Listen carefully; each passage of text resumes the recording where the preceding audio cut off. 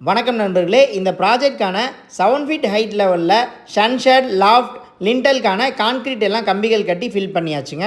இந்த பில்டிங்கான அமைப்பு பார்த்தீங்கன்னா ஒரு பெட்ரூம் ஹால் கிச்சன் 780 ஸ்கொயர் ஃபீட்டில் கன்ஸ்ட்ரக்ட் பண்ணிட்டு இருக்கோங்க. இந்த ப்ராஜெக்ட் ஸ்டார்ட் பண்ண அப்புறம் மார்க்கிங்லேருந்து பேஸ்மெண்ட் வரையிலும் ஒரு ஸ்டேஜ் ஆகவும் பேஸ்மெண்ட்லேருந்து 7 ஃபீட் ஹைட் வரையிலும் ஒரு ஸ்டேஜ் ஆகவும் ஆல்ரெடி வீடியோஸ் அப்லோட் பண்ணியிருக்கோம். 7 ஃபீட் ஹைட்டுக்கு மேலே ரூஃப் லெவல் வரையிலும் செங்கல் கட்டுமான வரிகள் எல்லாம் கட்டி முடிச்சுட்டு ரூஃப் கான்கிரீட் ஃபில் பண்ணுறதுக்கான பாட்டம் ஷட்டர் ஒர்க் எல்லாம் ஸ்டார்ட் பண்ணிட்டோங்க. ரூஃப் ஸ்லாப் ரூஃப் பீம்கான கம்பிகள் கட்டுறதுக்கு முன்னாடி ஷட்டர் அடிச்சதுக்கப்புறம் இந்த மாதிரி கோரப்பாய் ஃபில் பண்ணிவிட்டு அதுக்கப்புறம் அதன் மேலே கம்பிகள் கட்ட ஆரம்பிச்சிருக்கோங்க. ரூஃப் ஸ்லாப்கான கம்பிகள் கட்டக்கூடிய டிசைன் பார்த்தீங்கன்னா 1 வே ஸ்லாப் டைப்பில் கம்பிகள் கட்டியிருக்கோம். ஸ்பேன் கம்மியாக இருக்கும்போது மெயின் ராட்க்கு 10 mm டிஸ்ட்ரிபியூட்டருக்கு 8 mm பயன்படுத்தியிருக்கோங்க. இந்த பில்டிங்கில் ஃபர்ஸ்ட் ஃப்ளோர் நம்ம ரைஸ் பண்ண போகிறது இல்லைங்க. அதனால் காலம்கான கம்பிகள் எல்லாமே கிரவுண்ட் ஃப்ளோர் ரூஃப்க்கு மேலே கைப்பிடி சுவர் கட்டுவோம். அந்த கைப்பிடி சுவர்களோட ஹைட்டோட நம்ம காலம் கம்பிகளை கட் பண்ணிட்டோங்க.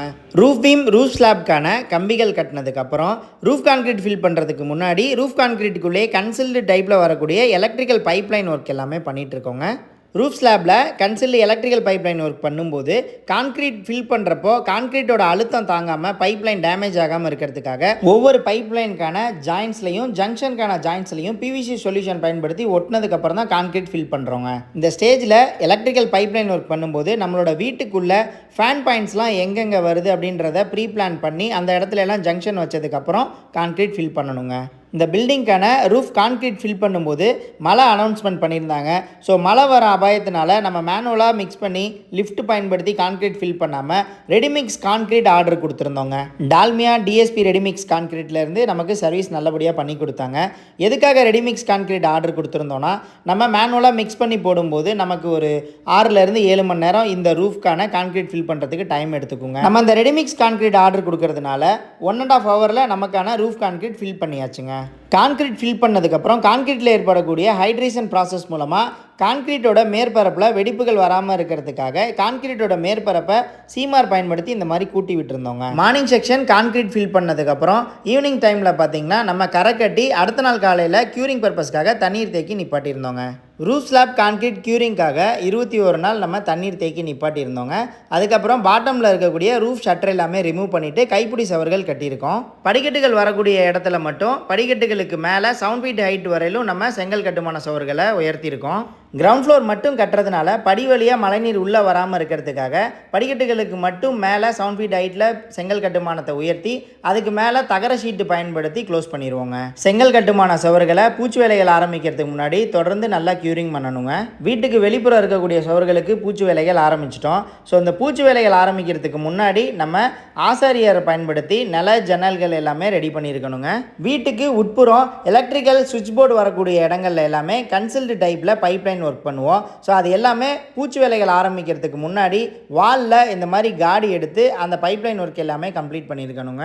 ரூஃபில் வரக்கூடிய கன்சில் எலக்ட்ரிக்கல் பைப்லைனுக்கு பிவிசி சொல்யூஷன் பயன்படுத்தி ஒட்டின மாதிரி வாலில் வரக்கூடிய பைப்லைனுக்கும் நம்ம பிவிசி சொல்யூஷன் பயன்படுத்தி ஒட்டினதுக்கப்புறம் லேயிங் பண்ணியிருக்கோங்க. இந்த ரூஃப் ஸ்லாப் கான்கிரீட்டோட அடிப்பகுதியை பார்த்தாலே தெரியுங்க. நம்ம டாப்பில் கோரப்பாய் பயன்படுத்தி தான் கான்கிரீட் ஃபில் பண்ணியிருப்போம். பாட்டம் ஷட்டர் பிரிக்கும் போது அந்த பாயையும் நல்லா உரிச்சிடணுங்க. இது நம்ம பிளாஸ்டர் ஒர்க் பண்ணும்போது நம்மளோட சிமெண்ட் கலவை நல்லா கிரிப்பாக ஒட்டுறதுக்கு ரொம்ப ஈஸியாக இருக்குங்க. வாலில் பிளாஸ்டர் ஒர்க் பண்ணும்போது சிமெண்ட் கலவையோட திக்னஸ் ஒரே அளவாக வர்றதுக்காக ஒவ்வொரு இடத்துலையும் மால் செட் பண்ணிவிட்டு பூச்சி வேலைகள் பண்ணிகிட்ருக்கோம். வீட்டுக்கு வெளிப்புற சுவர்களை பூச்சி வேலைகள் பண்ணும்போது சன்ஷேட் வரக்கூடிய இடங்களில் அடிப்பகுதியில் மட்டும் பார்த்திங்கன்னா மழைநீர் சொட்டு பார்டர் கட்டணுங்க. படிக்கட்டுகளுக்கான மேற்பகுதியில் மட்டும் மழைநீர் படிக்கட்டு வழியாக பார்க்கிங் ஸ்பேஸ்க்கு வராமல் இருக்கிறதுக்காக மெட்டல் ஷீட் ரூஃப் போட்டு க்ளோஸ் பண்ணியிருக்கோங்க. காலம் வரக்கூடிய இடங்கள் எல்லாமே கைப்பிடி சுவர்களில் மறைஞ்சிருங்க. நடுப்பகுதியில் வரக்கூடிய காலமுக்கு மட்டும் துரு கம்பியில் ஃபார்ம் ஆகாமல் இருக்கிறதுக்காக இந்த மாதிரி டம்மி கான்கிரீட் ஃபில் பண்ணியிருக்கோங்க. இந்த பில்டிங்கான 3rd ஸ்டேஜ் வீடியோ பார்த்தீங்கன்னா 7 ஃபீட் ஹைட் லெவலில் கான்கிரீட் ஃபில் பண்ணதுக்கப்புறம் ரூஃப் கான்கிரீட் பாட்டம் வரையிலும் செங்கல் கட்டுமான சுவர்கள் கட்டியிருக்கோம். அதுக்கப்புறம் கம்பிகள் கட்டி ரூஃப் கான்கிரீட் ஃபில் பண்ணிவிட்டு கைப்பிடி சுவர்கள் கட்டியிருக்கோங்க. அடுத்ததாக வீட்டுக்கு உட்புறம் எலக்ட்ரிக்கல் கன்சில்டு பைப்லைன் ஒர்க் பண்ணியிருக்கோம். ஆசாரியார் பயன்படுத்தி தச்சு வேலைகள் எல்லாமே ஜன்னல் கதவுகளுக்கு வரக்கூடிய ஃப்ரேம் ஒர்க் எல்லாமே முடிச்சிருக்கோம். கட்டடத்துக்கான பூச்சி வேலைகள் ஆரம்பிக்கும் போது நம்ம வீட்டுக்கு தேவையான ஜன்னல் கதவுகளுக்கு தேவையான நிலை எல்லாமே வச்சுட்டு தாங்க நம்ம பூச்சி வேலைகள் பண்ணுவோம். இந்த பில்டிங்கான உட்புறமும் வெளிப்புறமும் பூச்சி வேலைகள் முடிச்சுட்டு அதுக்கப்புறம் மொட்டை மாடியில் தளம் போட போகிறோங்க. இந்த தளம் போடுறதுக்காக எம்சாண்ட் சிமெண்ட் சின்ன குட்டி ஜல்லிக்கற்களை பயன்படுத்தி நம்ம வாட்டர் ப்ரூஃப் அட்மிக்சரும் மிக்ஸ் பண்ணிக்கிறோங்க. நம்ம சேனலில் தொடர்ந்து வீடு கட்டுதல் சம்மந்தப்பட்ட videos, tips, ideas, step by step videos, property sale வீடியோஸ்லாம் அப்லோட் பண்ணிகிட்டு இருக்கோம்.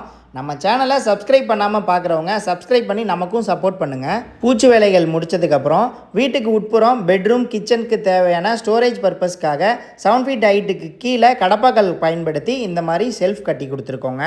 ரூம்க்கான செல்ஃப் கட்டும்போது 7 ஃபீட் ஹைட்டில் போட்டிருக்க லாஃப்ட்டுக்கு கீழே கட்டினோன்னா நம்ம இதுக்கான ஷட்ரு இன்டீரியர் ஒர்க் பண்ணுறப்போ நம்ம 7 ஃபீட் ஹைட்டுக்கு மேலேயும் ஷட்ரு பண்ணிக்கலாம், கீழேயும் நம்ம அந்த கபோர்டுக்கு ஷட்ரு ஒர்க் பண்ணிக்கலாங்க. பூச்சி வேலைகள் பண்ணும்போது டைல் வரக்கூடிய இடங்களில் நம்ம ப்ளைனாக பூசிடாமல் பூசினதுக்கப்புறம் லைட்டாக கோடுகள் இழுத்து விடுறது மூலமாக டைல் பேஸ்ட் பயன்படுத்தி ஒட்டும் போது நல்ல கிரிப்பாக பாண்ட் ஆகுங்க. கிச்சன் மேடைக்கு மேலே 4 அடி உயரத்துக்கும், பாத்ரூம் டாய்லெட்டில் பார்த்திங்கன்னா 7 அடி உயரத்துக்கும் டைல் ஒட்டுவோம். டைல் ஒட்டுற ஹைட் வரைக்கும் பூச்சி வேலைகள் முடிச்சுட்டு கோடு போட்டு விட்டுருக்கோங்க. பூச்சி வேலைகள் முடித்ததுக்கப்புறம் வீட்டுக்கு தேவையான எலக்ட்ரிக்கல் ஒயரிங் ஒர்க்கெல்லாம் ஸ்டார்ட் பண்ண போகிறோங்க.